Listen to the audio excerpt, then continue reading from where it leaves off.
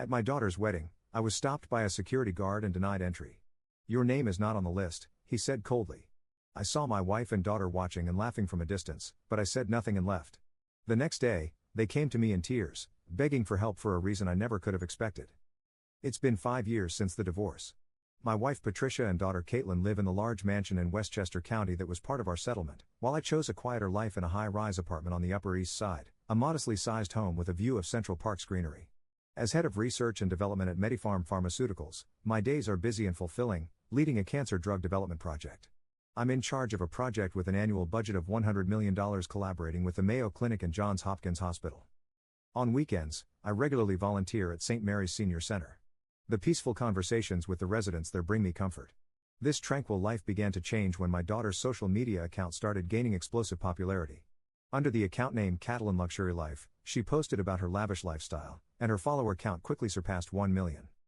Her advertising revenue was rumored to exceed $500,000 annually. She posted daily photos of new Hermes bags, meals at Michelin-starred restaurants, and travels around the world on private jets. With her flashy blonde hair, perfect makeup, and designer clothing, my daughter's posts became the envy of young women everywhere. My wife leveraged our daughter's popularity to further strengthen her influence in New York society. With an annual income of over $1 million from her divorce settlement investments, she established her social standing through charitable work and served as a board member of the New York Charity Association. Then the harassment against me began. Social media attacks, rumors spread to damage my reputation. Comments like "How can someone from such a wealthy family live such a plain life?" and "The father is a family embarrassment" started appearing on my daughter's social media account. However, I chose to endure it silently, maintaining my belief in making my own way through merit. One day, my daughter announced her engagement to investor James Harrison. The post received over 1 million likes. James came from a prominent Boston family. His father was chairman of an investment bank, with strong connections in political and financial circles. He seemed like an ideal match for my daughter, being meticulous and highly conscious of social standing. Wedding plans progressed rapidly, with arrangements made for a 400-person ceremony at the iconic Plaza Hotel. The budget was rumored to exceed $500,000. Industry VIPs and society notables were added to the guest list. A custom wedding cake from Sylvia, Dom Perignon Champagne, and a course menu featuring Vino Osso Bucco, everything was planned to be top tier.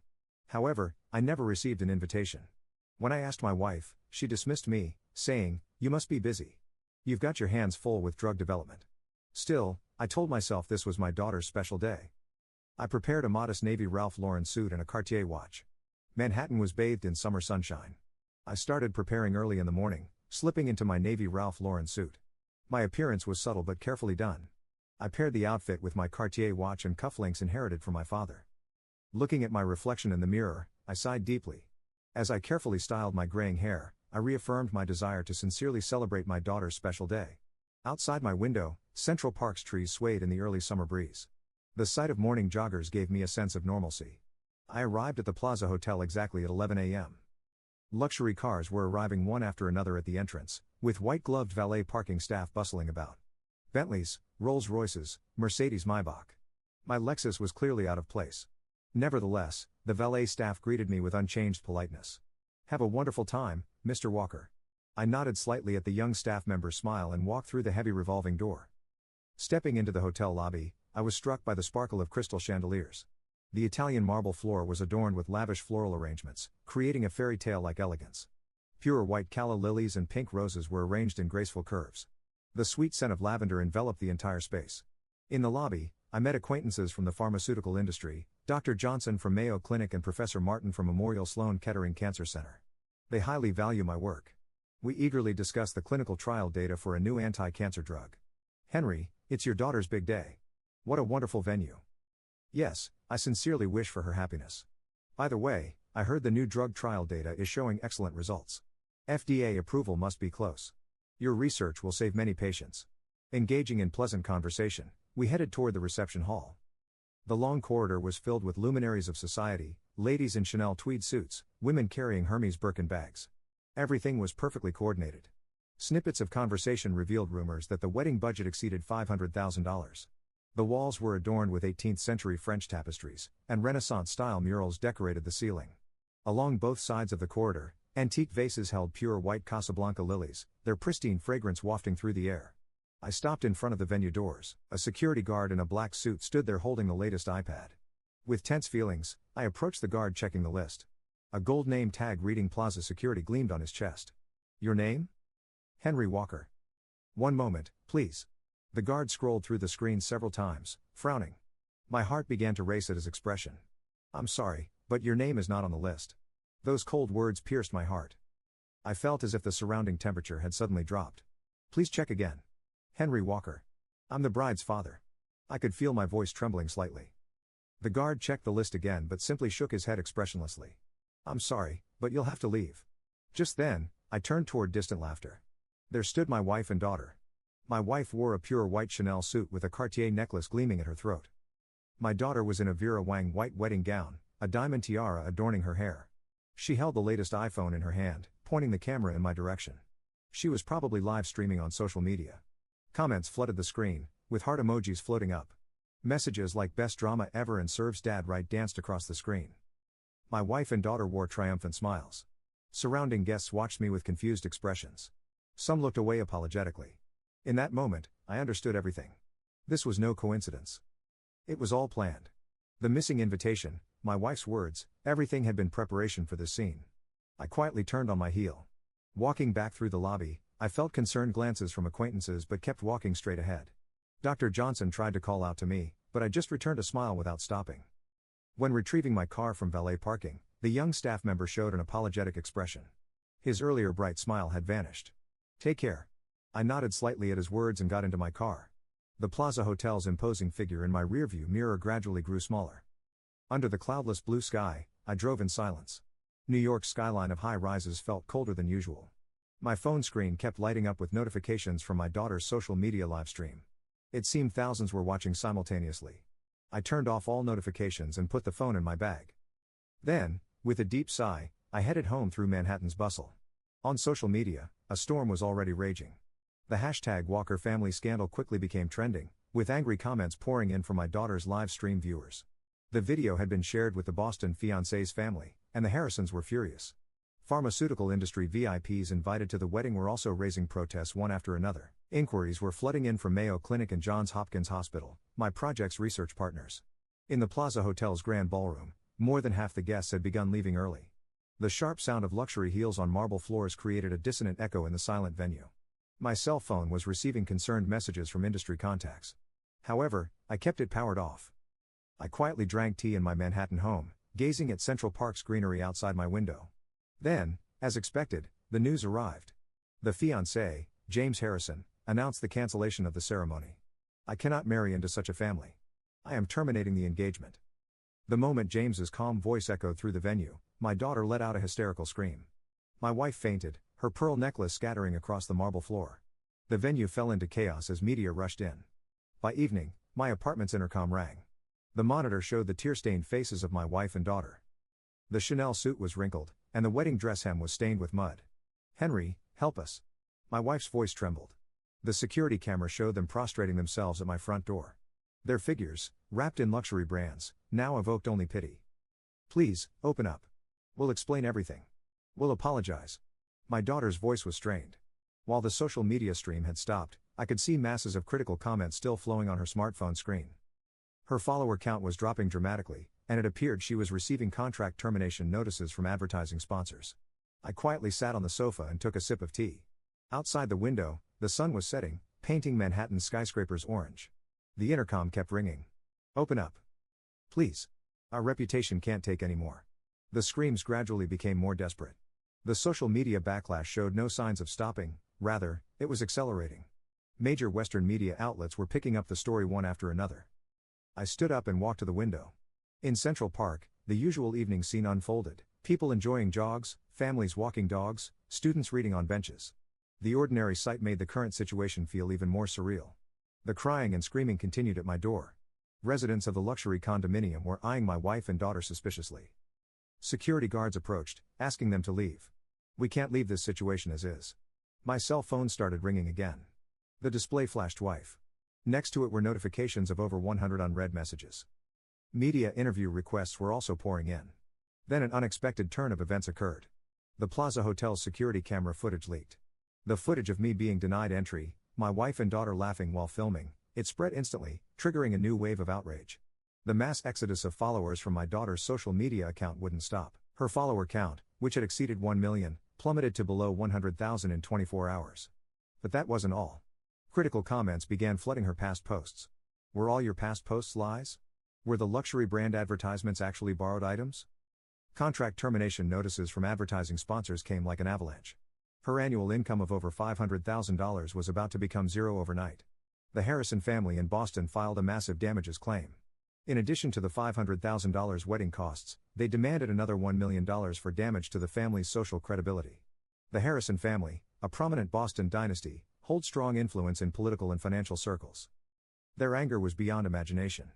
The price for damaging our family's honor will not be small. The investment bank chairman's words, James's father's statement, were reported by major U.S. media. The Wall Street Journal covered the scandal on its front page. The impact on my wife was also devastating. Her exclusion from New York society began immediately.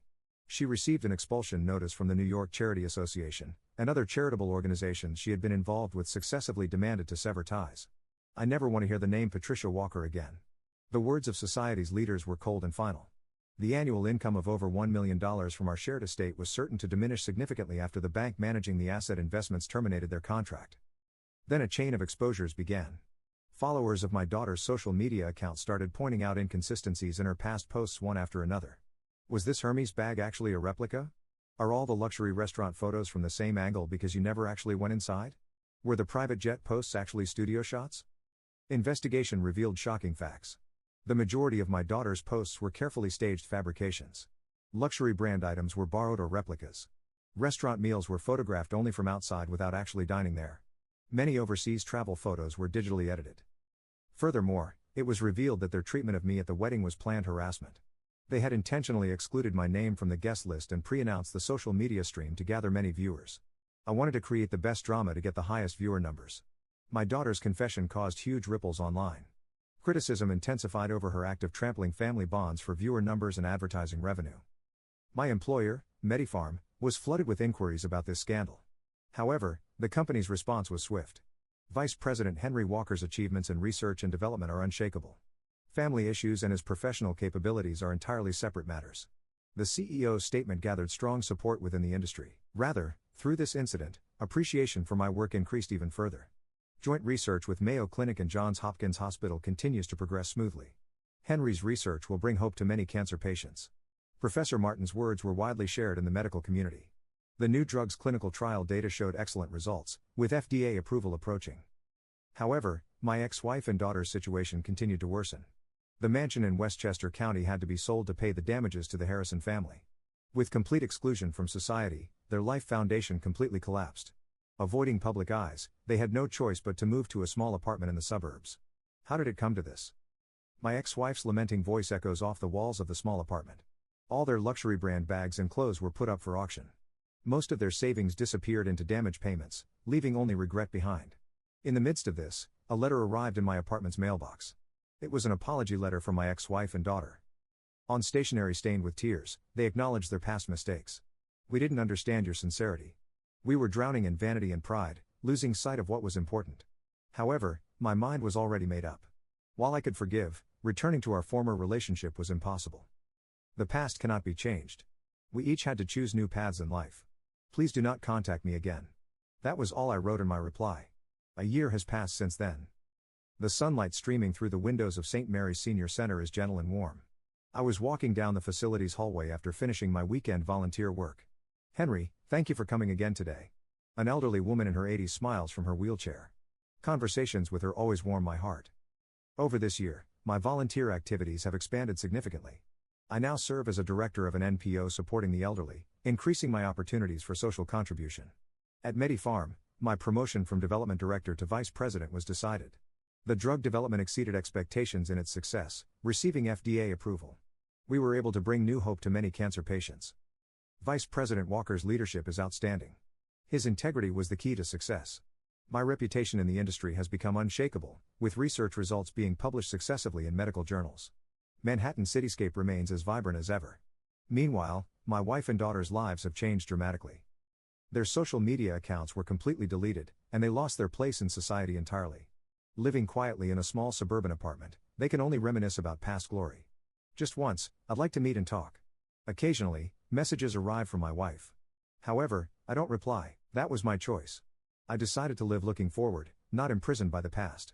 From my high-rise window, Central Park's autumn colors are beautiful. In my life filled with work and volunteer activities, I have no regrets. Rather, I feel that the events of that wedding day brought new meaning to my life.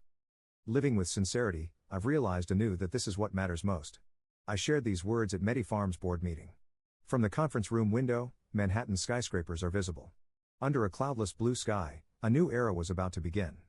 My once famous daughter now reportedly works at a small accounting firm. My ex-wife spends her days knitting at home. Their luxurious lifestyle has become a distant memory as they live modestly. There are things more important than money and fame. We had to lose everything to realize that. That's what was written in my daughter's final letter. Inside the envelope was a simple photo of them together. Gone were the luxury brand outfits and heavy makeup. Yet their expressions showed a peaceful contentment. Sometimes I pass by the Plaza Hotel. The events of that day now feel like distant memories. Volunteer work at the Senior Center, drug development research, company responsibilities. In the midst of my fulfilling daily life, I'm walking my own path. Henry is our pride. Dr. Johnson's words from Mayo Clinic were widely shared in the medical community. But for me, what matters most is the fact that I've lived true to my beliefs. Manhattan's twilight wraps the city in its usual beauty. The setting sun reflects off the high-rise windows, painting the city in orange light. The trees in Central Park sway gently in the breeze. Tomorrow will bring another new day. Perhaps that is the greatest gift for me, who chose to live with integrity.